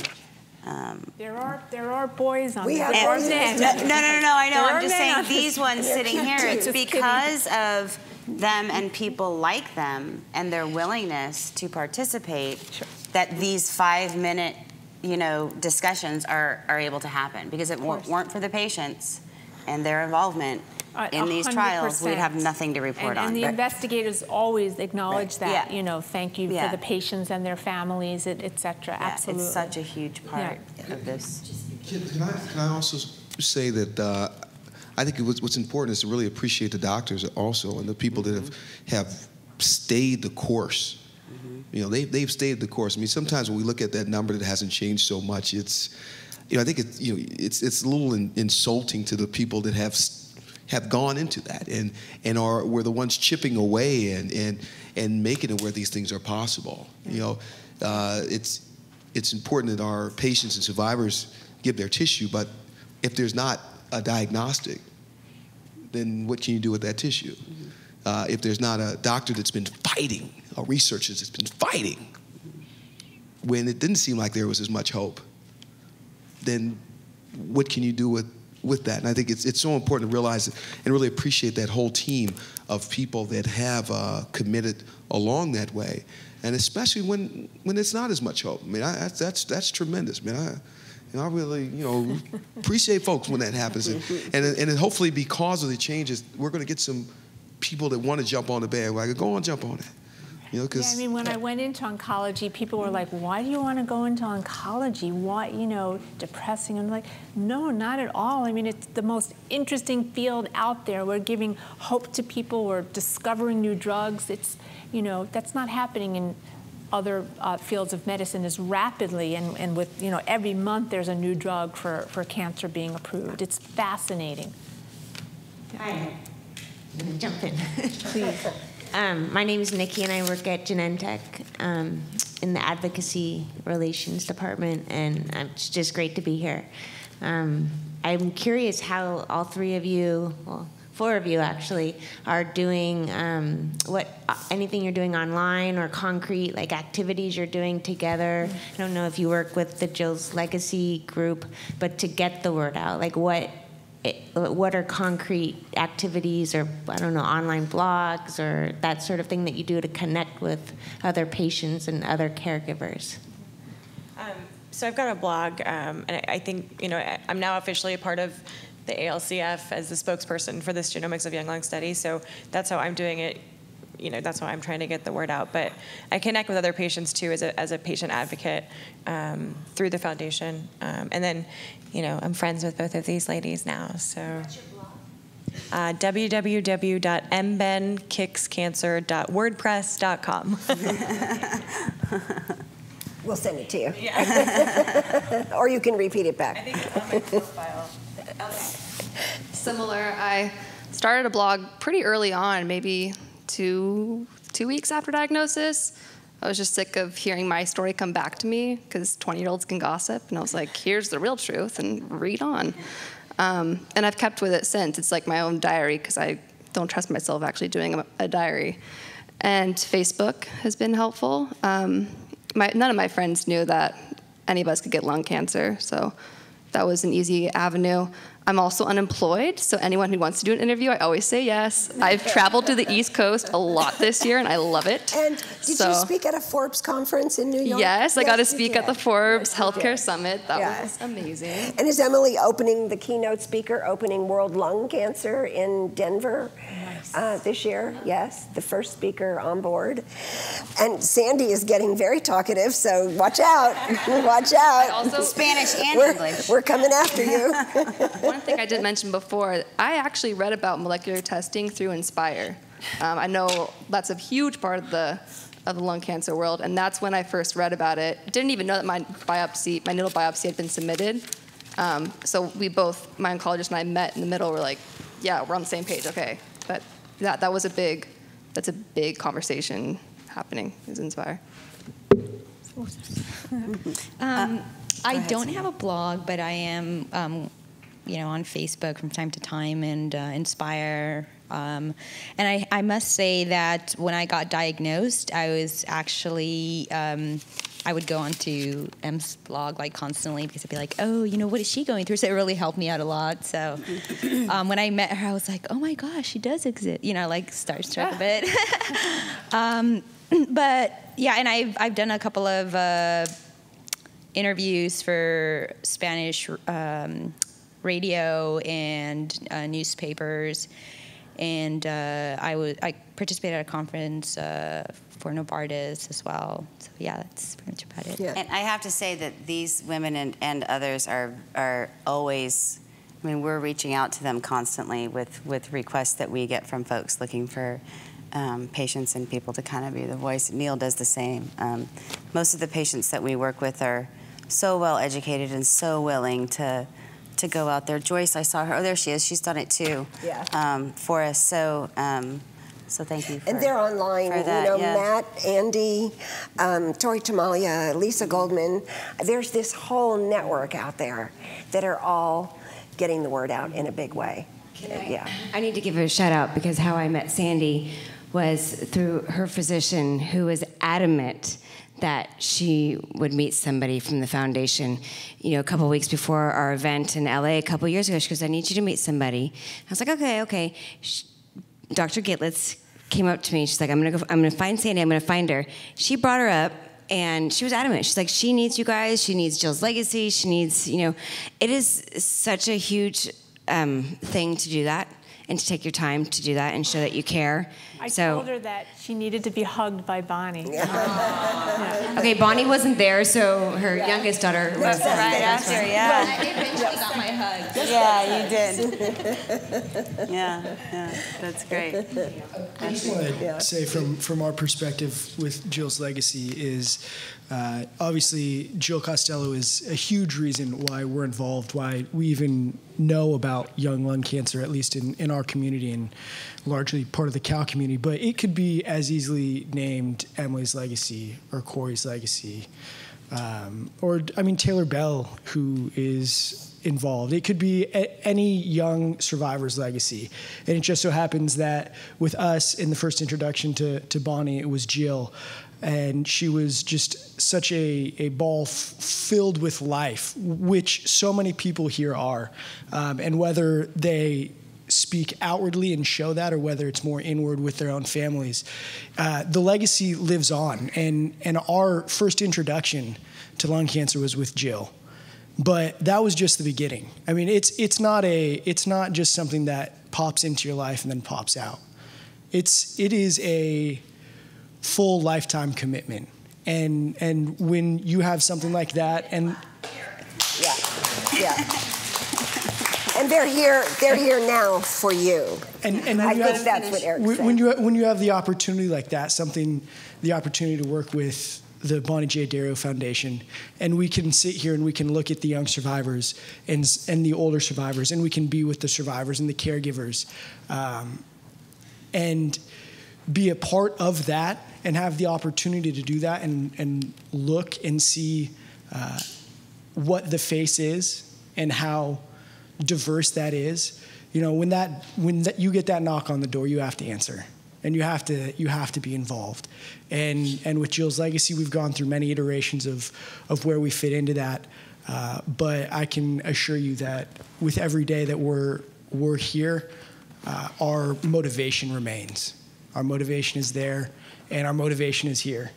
And looking into everybody's face here, it would be hard to deny that. Well, I mean, that's why we're all here. It was in Jill Costello's story, Bonnie's observations, you know, discussions with people at Dana-Farber and Genomics, and it just kind of, you know, came together and poof, you know, this wonderful synergy. That's why we're all here today. That's what brought on this clinical trial.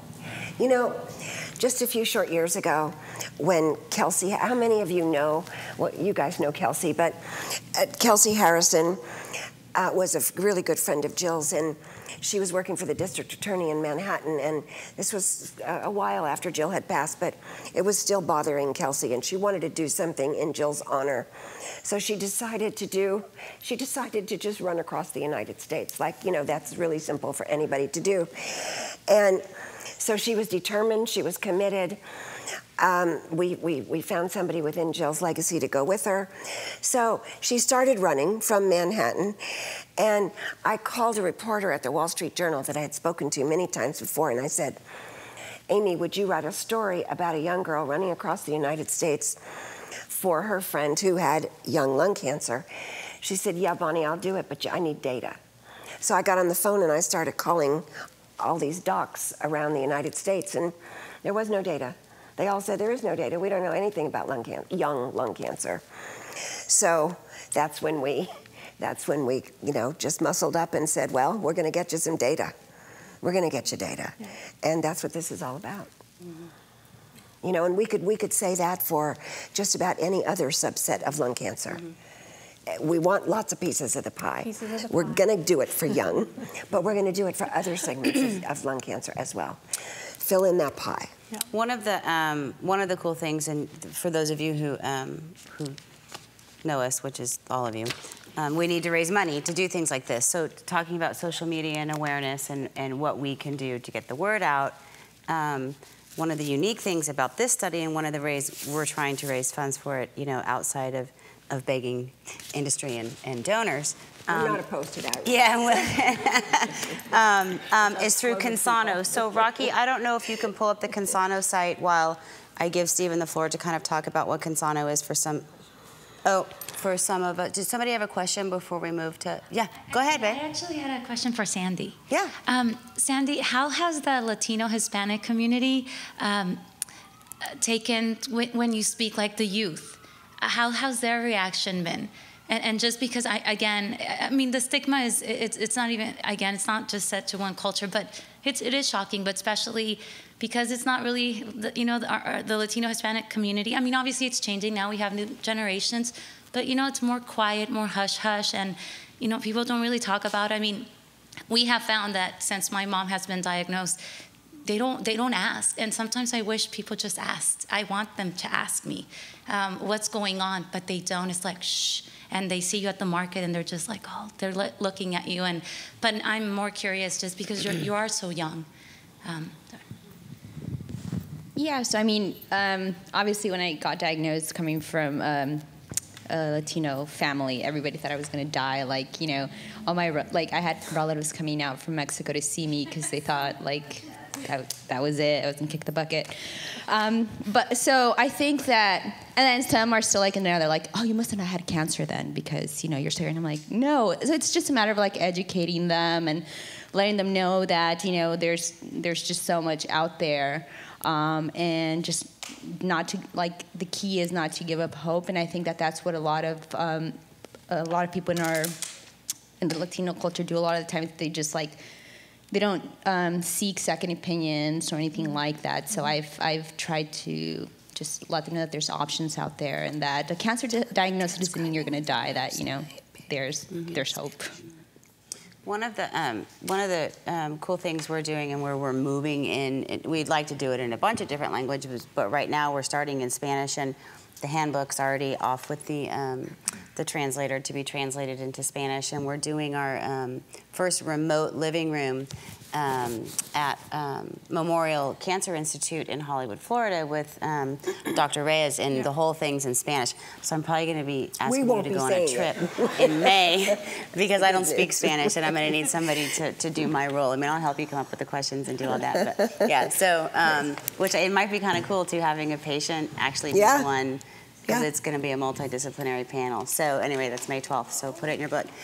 So Spanish is the first place we're starting, and these living rooms are actually the edited versions, the 20-minute versions.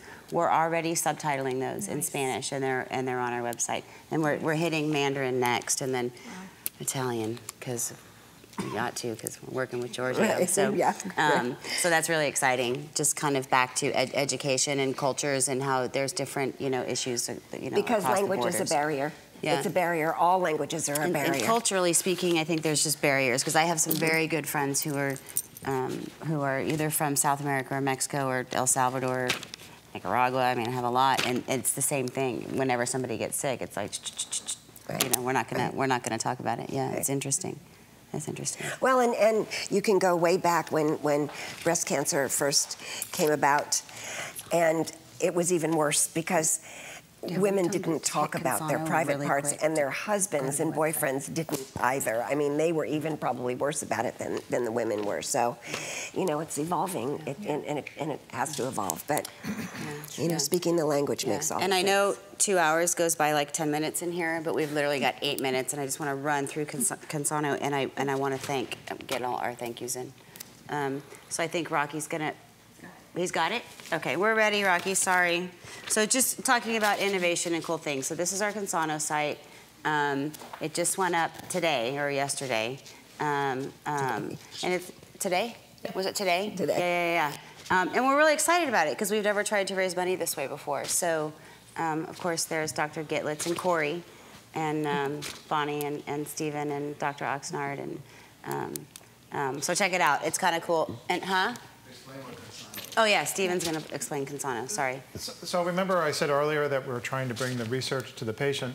This is the sort of opposite of that, is give patients and caregivers, et cetera, and people, stakeholders, if you will, an easy way to support projects that they believe in and educate themselves about it and decide whether to support it or not. Crowdsourcing, crowdfunding sites such as this. What's wonderful about Consano is it was founded by cancer survivors, and they started this up to create a mechanism to enable this.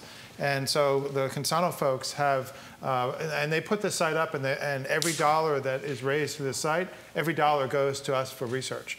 There's nothing that's taken off the top whatsoever. And they cover their overhead through corporate support for this.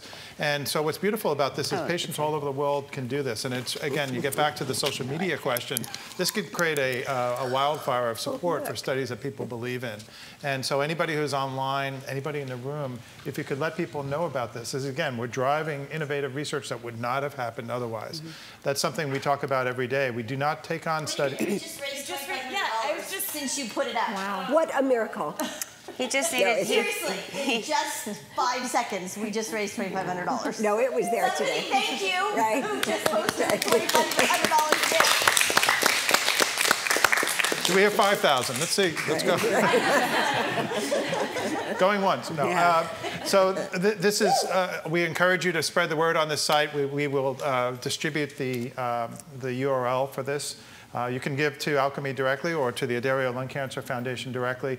But in addition, this is a mechanism to get out there and let people support things that they believe in. And what we're also hoping is that this will open avenues to folks that have no connection to any of us. And just know that there's a sense of unfairness about this. Back to Emily's point, or whoever's point it was about the Ryan White, this is an unfair disease. Nobody deserves cancer. And what we're doing, these organizations are doing, is unheard of. These are two organizations that take on the unmet need and working with very smart doctors and great companies. This study is partially supported by Genentech, thank you. And it's really a grassroots support. And that's an effort that we hope you could spread the word on, and we get some support in the dollars that we need to take this study forward and to also to develop the next studies, as Dr. Gitlitz was referring to. Yes. Okay, sorry, I got people whispering in my ear. Thank you, Stephen, that was great. I want to thank everybody here. I'm getting my 5-minute thing. We can still talk for a few minutes afterwards, but I just want to wrap some things up and make sure that some people are acknowledged.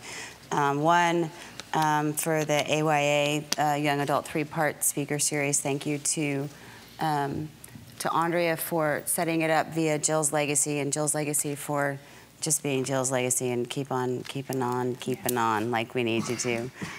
To Dr. Gitlitz and Stephen. Oh, you want to clap for everybody? To Dr. Gitlitz and Stephen Young for coming and explaining the study and what we're doing there. And of course, to Emily, Corey, Sandy, and Chris for being here and sharing their stories with us. A huge thank you to them. To Pfizer, Genentech, and Merck for supporting this speaker series. And then, of course, to the folks that are sponsoring the GoYL study, the Schmidt Foundation, Beth Longwell Foundation, Peter Barker Foundation, Living for Liz, Genentech, Foundation Medicine, Upstage Lung Cancer. Without you guys, we wouldn't be able to do it. So thank you all. How about Michelle and Sheila and Jennifer? I don't really want to thank our staff. Gianna, Melise, Not Scott, really. Tony. Yeah. Is there any? Did I forget anybody? Danny's over there. No. You know, this is not just me or, you know, Danielle. We are a team. Oh, Danny, we are a mighty team, and we get a lot done for a very few men, very few people. Evie. Evie's on the team, of course. Well, pretty much everybody in this room is on the team in some form or fashion. A lot of team members. You know. The next speaking segment in the AYA series is on May 5th, and it's on Inherit. So it's another study that we've got running through the ALCMI consortium, looking at lung cancer as a potentially inherited disease, trying to find a marker or mutation called T790 that was always thought to be a resistance mutation, and looking at the potential for it to be a germline mutation. So that's pretty exciting stuff. And Dr. Oxnard is going to be out to speak about that. So that's, like I said, May 5th. We've got to have a busy series in May. We've got May 5th the May 5th AYA, then we've got the living room, then we've got remote in Spanish, then we've got the living room, then we're going to ASCO. It's going to be a busy May. It's going to be a really busy May. So thank you to everyone for coming and for being here. What? Oh, I thought you wanted to say something. Oh, making jokes behind my back. Thank you, everybody. Thank you, everybody online for signing in. Okay. We really appreciate you guys signing in and being a part of it. So if you didn't get something to eat, oh no, I forgot the most important thing. Hold on. Oh no. It's Chris's birthday. I was like, no, wait. Happy birthday to you. Happy birthday to you. I want to sing this. Happy birthday, dear Chris. Draft. Happy birthday to you.